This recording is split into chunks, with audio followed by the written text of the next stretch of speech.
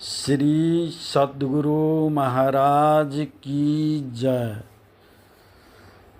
महर्षि में ही परमहंस जी महाराज के मस्तिष्क स्वरूप शिष्य महर्षि संतसेवी परमहंस जी महाराज का प्रवचन। समवेत समादरणीय सज्जनवृंद तथा आदरणीय माताओं एवं भक्तिमती बहनों, आप लोगों ने रामचरितमानस का पाठ सुना। रामचरितमानस एक अद्भुत ग्रंथ है।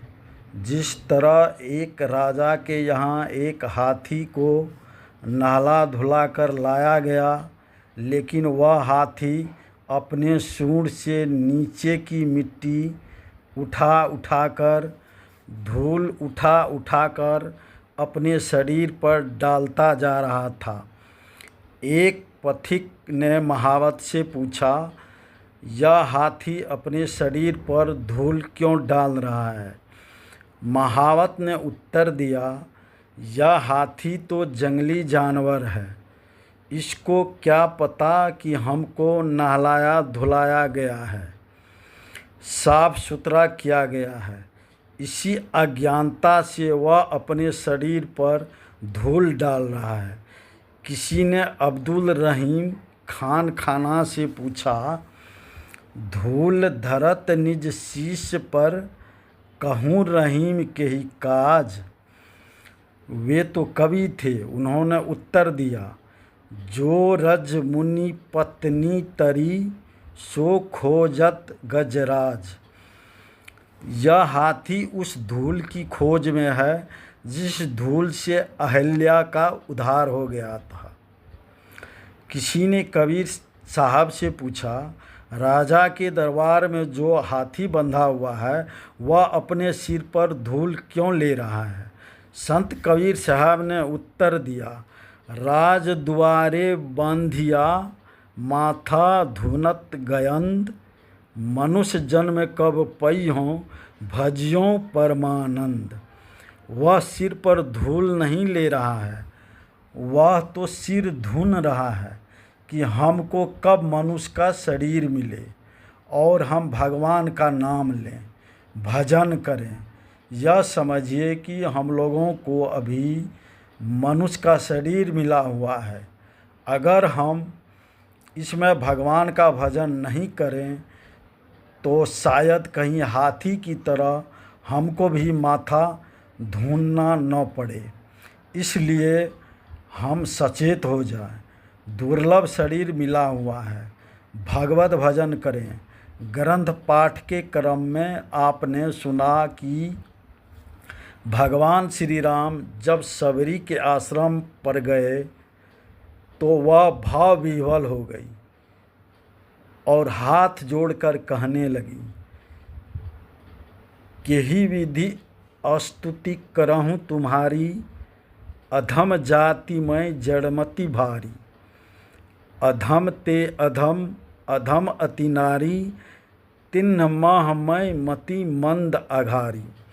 हे पाप के शत्रु, मैं आपकी स्तुति किस तरह करूं?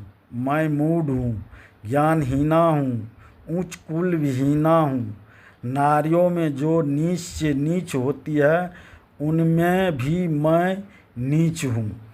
समझने की बात है कि वही भगवान श्री राम सबरी के लिए कहते हैं, सकल प्रकार भक्ति दृढ़ तोरे। जिनमें सभी प्रकार की भक्ति पूरी हो वह नीच से नीच कैसे हो सकती है? यह नीचता का भाव जो सबरी बतला रही है, इसका अर्थ यह समझना चाहिए कि फूले फले बिटप सब, रहे भूमि निराय। पर उपकारी पुरुष जिमी, नवहि सुसंपत्ति पाए।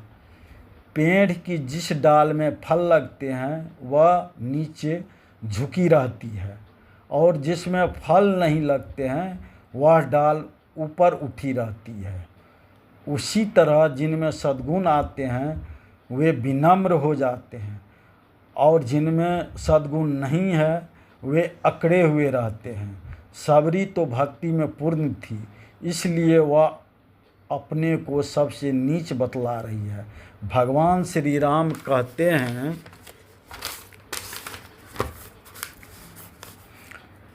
कह रघुपति सुनु भामिनी वाता, मानहु एक भक्ति कर नाता।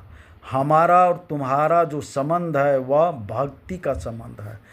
तन का, जाति का, कुल का, विद्या का या धन आदि का संबंध नहीं है। बात यह है कि किसी कुशल स्वर्णकार के पास आप स्वर्णहार लेकर बेचने के लिए जाइए तो वह स्वर्ण के हार को नहीं देखता है, वह देखता है कि खरा सोना है या नहीं। उसकी दृष्टि सोने की गुणवत्ता पर रहती है। आपके हार का वह वजन कर लेगा और वजन करने के बाद कहेगा कि 5 तोले का हार है, इसकी कीमत इस भाव से लीजिए। अगर आप कहेंगे कि 5 तोला तो सोना है और यह हार की जो बनावट है उसके पैसे दीजिए, तो स्वर्णकार बनावट के पैसे नहीं देगा, सोने के पैसे देगा। वह कहता है कि जेवर की बनावट से क्या मतलब, हमको तो सोने से मतलब है। उसी तरह जो आत्मज होते हैं उनकी दृष्टि आत्मा पर होती है, शरीर पर नहीं होती है और जाति पाति पर भी नहीं होती। जिस तरह से तकिया का खोल कोई काला, कोई पीला, कोई नीला, कोई उजला और कोई हरा होता है, लेकिन सबके भीतर रहने वाली रुई एक ही रंग की होती है। उसी तरह से बाहर से कोई व्यक्ति काला, कोई गोरा, कोई मोटा, कोई पतला, कोई लंबा और कोई नाटा होता है, यह तो बहिरंग है। कोई ब्राह्मण, कोई क्षत्रिय, कोई वैश्य, कोई शूद्र, कोई सिख, कोई जैन, कोई बौद्ध, कोई ईसाई, कोई इस्लाम और कोई वैदिक होता है, यह तो बहिरंग है। लेकिन सब में निवास करने वाली जो आत्मा है वह तो एक ही है। भगवान की जो दृष्टि है वह सबरी की आत्मा पर है। जब संतों के दर्शन होते हैं तो प्रभु की याद आती है, और जिस समय हमें प्रभु की याद आती है परमात्मा के दरबार में उसी समय की हाजिरी होती है, और बाकी दिनों की हाजिरी तो बनती ही नहीं है। श्री सद्गुरु महाराज की जय।